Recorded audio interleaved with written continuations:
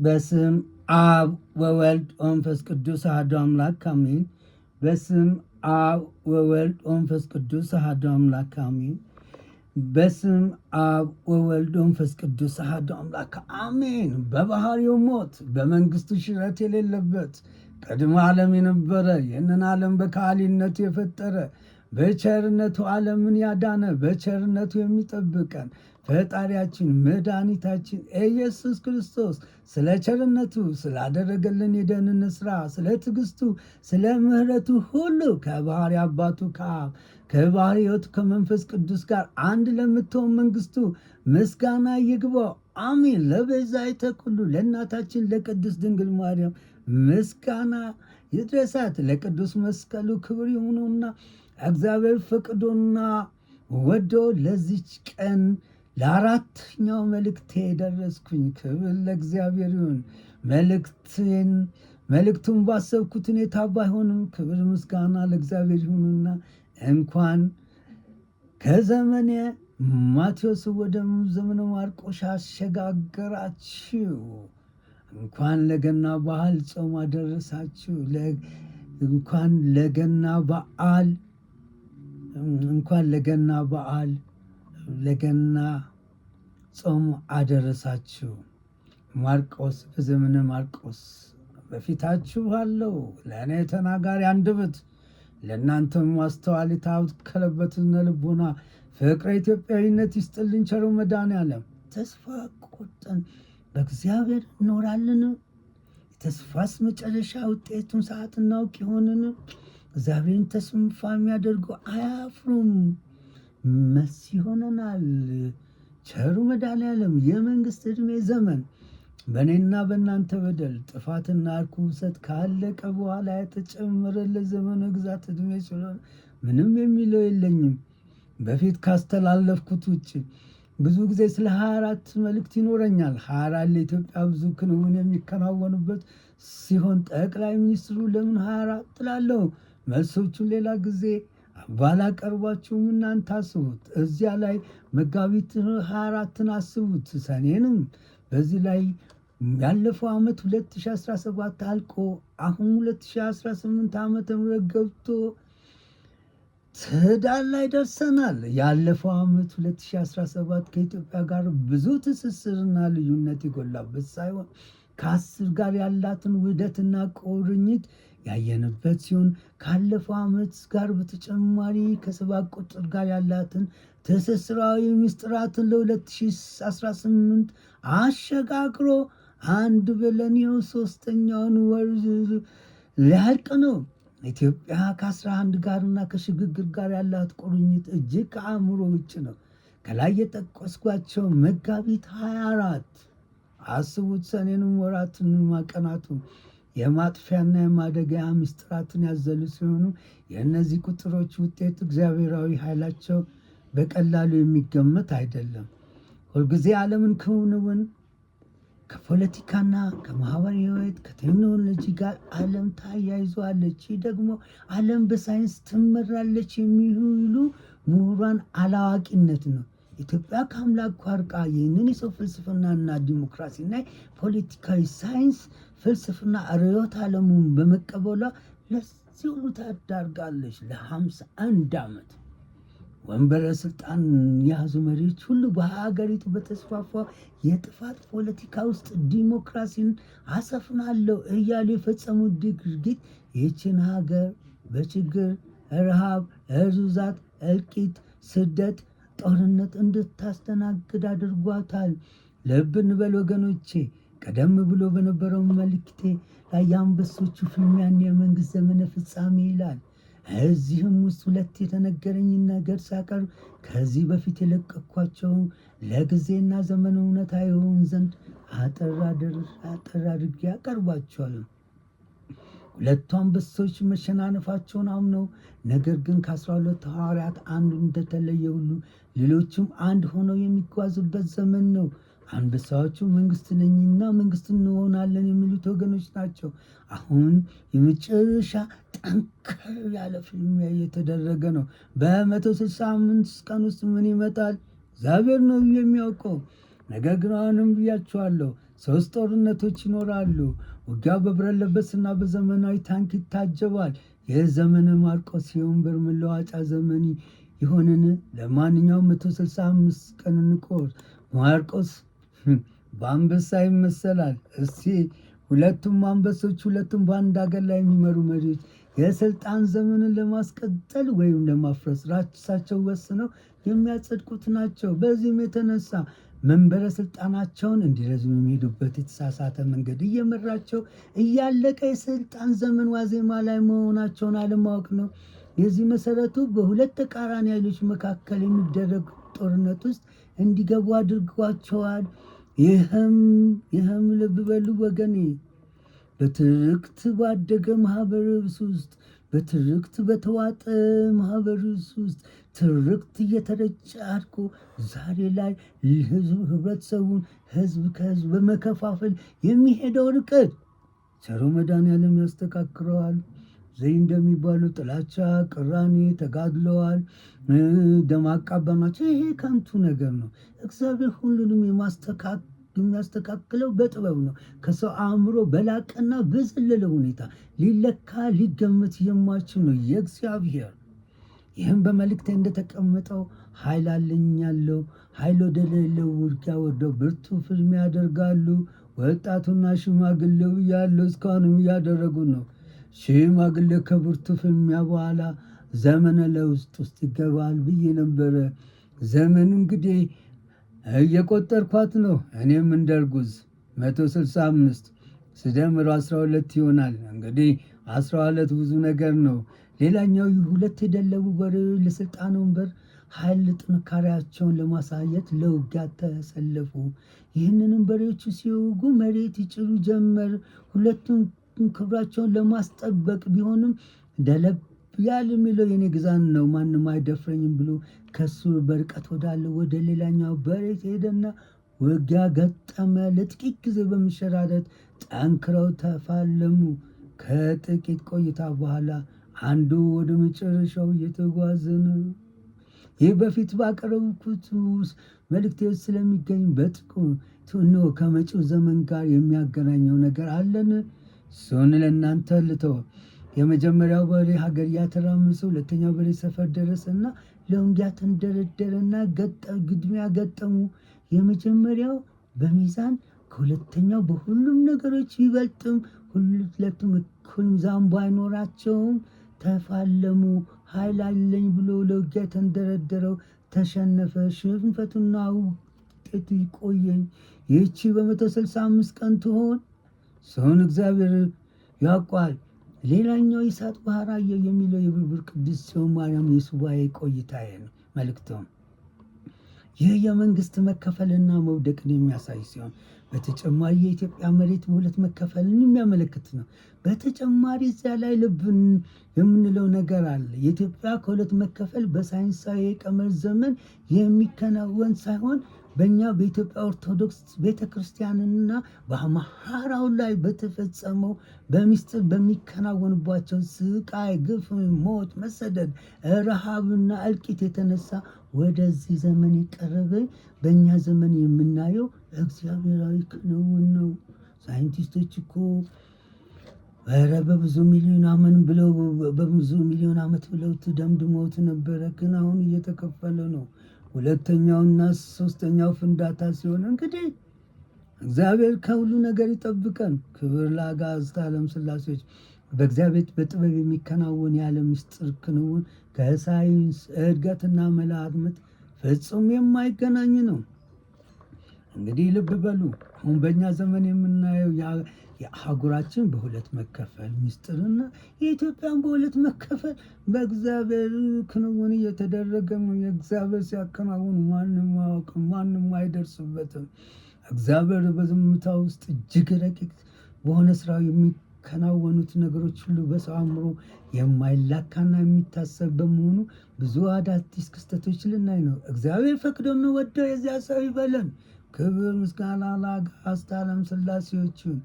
ሀገራችን ኢትዮጵያ ለ51 ዓመት አልቅሳ በደም ጎርፍ ታጥባ በግፍ መከራ ተጨማልቃ በችግር በረዛት በሐዘን ልቅሶ ዋይታና ሰቆቃ የዕለት ምግቧ አድርጋ ለትንሣኤ የመጨረሻውን 7 ዓመታት ስታሳልፍ በሶስት የትንሣኤ ምልክቶች ደምቃ ዓለምን ጉድ አሳይታ በዮሐንስና በማቴዎስ ቅብብሎሽ አሳይተው ወደ ማርቆስ ተሸጋግራ ማርቆስ ዘመን ውስጥ ገብታለች። ለእግዚአብሔር ክብር ምስጋና ይድረሰው። በዚህ ሜዳ የተነሳ ዓለም ምን ላይ ትገኛለች? በግልጽና በስውር በዓለም ላይ የሚከናወኑ ክንውኖች በጥልቀት የሚታይበት ዘመን ውስጥ ነን ብዬ ነበረ። አሁን ክብር አጋዕዝተ ዓለም ሥላሴዎች አሁን የተደረገው ፍንዳታ ኢትዮጵያን ሳይነካት ታላላቅ ነን ወደሚሉት ሀገሮች ተሸጋግሮ ወደ ጋለሞታይቱ ምድር ሌላ ማዕበል ይደርሳል። እግዚኦ ነው የሚያሰኘው። እባካችሁ ውድ ወገኖቼ ጾሙ፣ ጸልዩ፣ ስገዱ። ይህ የገና ጾም ወቅት ነው። መቼም የሰው ልጅ ከኃጢአት ይርቃል ማለት አይደለም። ሁልጊዜ በንስሐ መታጠብ አባታችን ሆይ አቡነ ዘበሰማያት ይቀደስ ስምከ ብለን እንለምን። ይህ ማለት 51 ዓመት ማለት ደርግ 17 ዓመት፣ ኢህአዴግ 27 ዓመት፣ ብልጽግና 7 ዓመት ስንደምራቸው 51። ይህ ደግሞ በእግዚአብሔር ክንውኖች ውስጥ የሚፈጸሙ የኢትዮጵያዊ ምስጢራዊ ክንውኖች እየተደረገበት ያለፍንበት ዘመንና ዓለም የመጨረሻዋን ትንቅንቅ ከምስጢረ ኢትዮጵያ ጋር የምታደርግበት ይህንን ዓመት ወደ አንድ አሃዝ ስንቀይረው 6። ይህ ደግሞ እግዚአብሔር አምላክ ፍጥረታትን የፈጠረበት ሲሆን ወደ ቤተ ክርስቲያናችን ስንመጣ ደግሞ ቅዱስ ያሬድ በ6ኛው የሱባኤ ቀን በኢትዮጵያ ሰማይ ላይ የታየው ስቅለተ ክርስቶስ ከኢትዮጵያ ጋር የተያያዘና ለትንሣኤ ምልክቶች በሆኑበት በዘመነ ማርቆስ በ5ኛው ቀን ሐሙስ መጋቢት 29 2014 ዓመተ ምህረት የታየው የፀሐይ ቀለበትና ሰኞ ሰኔ 14 2012 ዓመተ ምህረት በዘመነ ዮሐንስ የታየው የፀሐይ ግዶሽ ብዙ ታላላቅ ነገሮች የሚደረጉበት ነው። ለበገበል ወገኔ እዚያ ክስተት ውስጥ መጋቢት ሰኔና ሐሙስና ሰኞ ተጠቅሰዋል። አቤቱ ወደ ወገኖቼ መቼም የሰኔን ፍቺ ሰኒዮት ማለት ማማር መዋብ ማለት ስኒው የሚለው ፍቺ አማረ የተዋበ ውብ ይላል። ሰኔ ማለት ሰናይ ዘረ መልካም ወርሃ እና የመልካም ዘር ወር ማለት ነው። ምክንያቱም ክረምት የሚገባው በዚህ ወር ነውና መልካም ያማረ ተመርጦ የሚዘራበት ስለሆነ ነው። ለኢትዮጵያውያን 10ኛው ወር ሲሆን እሱንም ፍጹም ቁጥር ሲሉት በጥፋታችን መንበረ ስልጣን ከኢትዮጵያ ኦርቶዶክስ ተዋሕዶ ቤተክርስቲያን ውጭ ከሆነ ጀምሮ በእግዚአብሔር ፍጹም እምነት የሌላቸው መሪዎች ሲቀመጡ በየ10 ዓመቱ ኢትዮጵያን ሊቃውንት እንደሚታወቀው የቅጣት ዓመትም ሆኖ ቆይቷል። መልካም መሆን እንዳለ እግዚአብሔር ፍጹም እንደሆነ ሁሉ ወሩም የፍጹምነት ማረጋገጫ ነበረ። በምዕራባውያን ይህንን ወር ጁን ሲሉት የሰማይ አማልክት ንግሥትና የጁፒተር ሚስት ለሚሏት ጁን ብለው በሚጠሯት ጣዖት የሰየሙት ነው።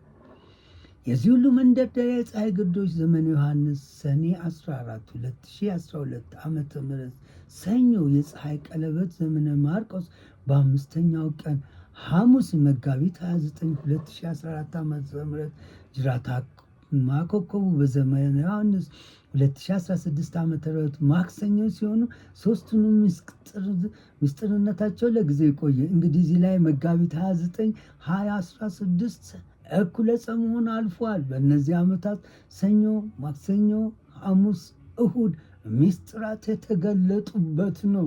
በዚች ሀገር ከመጋቢት 29 2016 ዓመተ ምህረት በኋላ ደብረ ዘይት ወይም እኩለ ጾም ወይም ሳማ ሰንበት ልብ በሉ። መጋቢት 29 የሚለው በመጪዎቹ ዓመታትና ቀሪዎቹን የመጨረሻዎቹን ስናይ 2236 ዓመተ ምህረትና 2320 ዓመተ ምህረትና 2404 ዓመት ናቸው። እነዚህም የሚመጡባቸው ዓመታቶች ስንቀንሳቸው 84 ይሰጣሉ። እነሱም ስንደምራቸው 12 ይሰጣሉ። እነሱም 12 ሱባኤዎች ናቸው። ይህ የ12 ምስጢር ክንውኖች ስንመለከት በጥልቀት ለመንደርደሪያ ሲሆን 12 መንዘለ የዞዲያክ መግባት ወር 12 ሰዓት ማልታ 12 ሰዓት ሌሊት 12 ወራት 12 መስኮት ፀሐይ 12 ነገድ እስራኤል 12 ሐዋርያት ባህር ራእይ 21 12 ለመንፈሳዊቷ ኢየሩሳሌም በ12 ቁጥ ምስጢራት የተዋቀረች የተገናኘች የተያዘች ናት። እሱንም ስነ 12 ደጃፎች አስሏት 12 ጠባቂ መልአክ በደጃቸው አቆመዋል። 12 እስራኤል ነገዶች ተጽፈውባታል። መሰረቶቹ 12 ሐዋርያ ስም ተጽፎበታል። ስፋቱ 12,000 ምዕራፍ ነው። ቁጥሩ 144 ክንድ 12 ጊዜ 12 ነው። የደጃፏ የተሰሩባቸው 12 የከበሩ ዕንቁዎች ናቸው። ከታላቁ መከራ የተረፉት ከ12ቱ ነገደ እስራኤል የታተሙት 144,000 ሰዎች ሲሆኑ 12 ጊዜ 12,000 እኩል ይሆናል 144,000። ራእየ ዮሐንስ 7:5-8 በሕይወት ውሃ ወንዝ ያለ ሕይወት ዛፍ የሚሰጠው ፍሬ ቁጥሩ 12 ነው። ራእይን 22:2 የሕይወትን ፍሬ የወለደችው የሕይወት ዛፍ ቅድስት ድንግል ማርያም በቤተ መቅደስ የተቀመጠችው 12 ዓመት ነው። ጌታችን መድኃኒታችን ኢየሱስ ክርስቶስ በቤተ መቅደስ ተገኝቶ ምሁራንን ጥያቄ ጠየቃቸው። ዕድሜው 12 ላይ ነው። ሉቃስ 2:42 ነው። በዘይትና ድምር በመንፈሳዊ ዓለም በሚስጥራት የተሞሉ ናቸው። ዝም ብለን አይደለም ስለ ቁጥር የምናወራው። ዝም ብለን አይደለም ወይም ተገጣጥመዋል ሆነዋል ምክንያቱ ውጤት የምንለውን የሳይንስ ፍልስፍና ይዘን አይደለም። ሰውን ሰው የሚያሰኙች ሌሎችን ፍጥረታት የተዋቀሩበት 4ቱ ባህሪያዎች እያንዳንዳቸው ያላቸው 3 ግብራት ሲደመሩ በአጠቃላይ 3 ጊዜ 4 እኩል ይሆናል 12 ነው። እንግዲህ በየ4 ዓመቱ የሚመጣውንም ዘመነ ዮሐንስ ስናስበው ብዙ ነገር አለው። ይህንም በይበልጥ ለመረዳት ከዶክተር መጋቢ ሐዲስ ዶክተር ሮዳስ መጽሐፍ ላይ በጥልቀት እዩት። ለማወቅ አንቡት። ያለንበት ታላቅ ነው። ህዝቦቿ ታላቅ ነው። ውቦች፣ ድንቆች፣ ታላላቆች ነን ኢትዮጵያውያን። በመልክ ብትሉ፣ በጭንቅላት ብትሉ፣ በሁሉም ነገር ይህ እንዲጠፋ ምዕራባውያን በሰሩት እንትን ውስጥ ገብተን እየተንደፋደፍን ነው ለዚህ የደረስ ነው። መጋቢት 29 ደብረ ዘይት እኩለ ጾም ወይም ሳማ ሰንበት የሚለውን አይተነዋል። እንግዲህ የእነሱን ቁጥሮችም ስንደምራቸው 9፣ 10 እያይ ይመጣሉ። የአሁኑ ዓመት 2018 ደግሞ 11 ቁጥር ሲወክል ከላይ እንደተቀመጠው ከቁጥሩ ቀመር አኳያ ምልክቶች የሚታዩበት ወር መጋቢት 29 እሁድ 7ኛው ወር 11 ቁጥር ሲወክል አንደኛው ቀንን ሲያመለክት ተግባራዊ የሚሆን ክንዋኔ ለእግዚአብሔር ሰዎች ተዋለው። ለሊቃውንተ ቤተክርስቲያን አላልኩም። በትምህርት የሚገኝ ከመንፈስ ቅዱስ የሚገኝ በመሆኑ ይህ ጥልቅ ምስጢር ያዘለ ስለሆነ ትንታኔውን ለሊቃውንት ቤተ ክርስቲያን ይተዋል። ሌላኛው ደግሞ በዘመነ ማርቆስ በ5ኛው ቀን ሐሙስ መጋቢት 29 2014 ዓ.ም የታየው የፀሐይ አክሊል ለትንሣኤው በመንፈሳዊነት ማረጋገጫ የተጠበቀ ነው። እንግዲህ እያንዳንዱን እየተነተትኩ ስመጣ 3 ምስጢራዊ ክንውኖች በ7 ዓመት ውስጥ ተከናውነዋል እያልኩ ነው። በስንት ዓመት ውስጥ? በ7 ዓመት ውስጥ 3 ክንውኖች 7 እና 3 እንደምራቸው 10 ፍጹምነትን የማረጋገጫ ነው።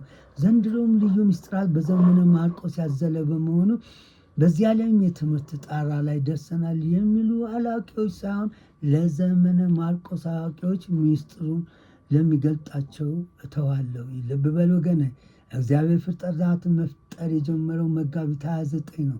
መጋቢት 29፣ መጋቢት 30፣ ግንቦት 1ን ዕለተ ጠቢባን እንላቸዋለን። ሐሙስ መጋቢት 29፣ 24፣ 14 የታየ የፀሐይ አክሊል ወደ ልብ በሉ። የፀሐይ አክሊሉን ወደኋላ መልስ ብላችሁ ብታዩት ፍጥረታትን ፈጥሮ ከቆመበት ጀምረን ያሉት ቀናታት 5 ሲሆኑ በ5ኛው ቀን ሐሙስ 2014 ዓመተ ምህረት ሚስጥራዊነቱ ከዚህ ጋር የተያያዘ ሲሆን ኢትዮጵያ ከሚለው ከፊደላት ቁጥሯ ጋር የተያያዘ ነው። እዚህ ላይ ዕለተ ሐሙስ እስቲኒው ምንድነው?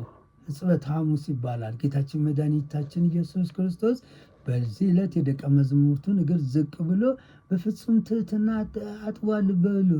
ከላይ ምን ብያለሁ? ሐሙስ መጋቢት 29 2014 የተለየ የፀሐይ አክሊል ስለ ሐሙስ ነው። ዕለተ ምስጢር ይላል። በዚህ ዕለት ከሰባቱ ምስጢራተ ቤተ ክርስቲያን አንድ የሆነውን ምስጢረ ቁርባን በምስጢር አስተምረዋል። ሐሙስ ነፃነት የተረጋገጠበት ሐሙስ የሰው ልጅ በአዳም ምክንያት ያጣውን ነፃነት መመለስና የዲያብሎስን ባርነት ማብቃቱን የተረጋገጠለት ዕለት ነው። እኛም ዘንድ ይህ የኢትዮጵያን ታላቅነት ያየንበት ነው። ክብር ለእግዚአብሔር ይሁን። ዓመተ ምሕረቱን ወደ አንድ ስንቀይረው 7 ይሰጣል። ይህ ደግሞ የመጀመሪያውን ኢትዮጵያውያን ፊደላት ወደ ጎን ሲቆጠሩ 7 ናቸው። ሀ ብለን ሆ ስንድስ ብርሃን ዘበአማን እግዚአብሔር ሃሌሉያ የሚለውን ሰውን ስንቆጥረው 7 ነው። ሌላኛው ደግሞ 2016 ዓመተ ምህረት እኩለ ጾም እሑድ መጋቢት 29 2016 ደግሞ እግዚአብሔር አምላክ ፍጥረቱን መፍጠር የጀመረበትና የትንሣኤ ዕለት ቀን መገጣጠሙ የእግዚአብሔር ምስጢራዊ ክንውኖች የሚኖራቸውን ኃይል ያሳያል። ይህንንም ከብልጽግና ዘመነ ግዛት ጋር አቀናጅቼ ማቅረብ አልፈልግም፣ አልተፈቀደልኝምና መንፈሳዊ ነገር ለሥጋዊ ሰው ሞኝነት ነው። መሪዎች የስልጣን ዘመነ ጊዜ ተሰጥቷቸው ነበረ። በዛ ጊዜ ሁሉ እባካችሁ የማለት ያክል ብዙ መልእክቶች ተላልፈዋል። ማድረግ አለማድረግ በራሳቸው ስለሆነ በራሳቸው መንገድ ውስጥ ተግዘዋል። እንዲያውም መጀመሪያ ላይ ሲጀምር ብዙ ጊዜ የእግዚአብሔር ምስጢር በእነሱ ይገለጻል ብዬ ብዙ ነገሮችን እንል ነበረ። በኋላ ውሃ ሲወስድ ሆነብኝና እግዚአብሔርም ደግሞ ነገሮችን እየገለጸልኝ ሲመጣ ብዙ ነገር አለን። ለብመሉ መስከረም አንጋለው ሞት ያያም አሜሪካም እኛም እንዘክረዋለን። ስለዛ ይቆየኝ። ይህም ጥበብ እግዚአብሔር የሚንጸባረቅበት ነው። በተጨማሪ በዘመነ ማቴዎስ የታየው መስከረም 1 ላይ የታየው ጅራታማ ኮከብ ነው። ይሁት አስቡት፣ የእግዚአብሔር ጥበባዊ ክንውን። ይህ ደግሞ በየ10 ዓመቱ የሚመጣው ከእግዚአብሔር ያራቀን መሆናችን ማሳያ የሆነው የ10 ዓመቱ ቅጣት ነው። ወደኋላ መለስ እንለው ባቦዲ ግዳ ቀመር ኢትዮጵያ የሚለውን 400 የ10 700 10 ስንደምራቸው 5 ይሰጡናል። እንግዲህ የሐዝ የአብርሃም ቁጥር ነው ይሉታል። 1 በ2 200 5 40 ስንደምራቸው 14 ወደ 1 ሐዝ ስንቀይራቸው 5 ይሰጡናል። 5 እንግዲህ ብዙ ነገሮችን አካቷል። የሚገርመው እኮ ፔንታጎንን እንኳን ስናየው 5 ነው። ለምን ፔንታጎን ብለው እንደሰየሙት አሁን ማቅረብ ባልፈልግም ወደፊት በስፋት ይሄድበታለሁ።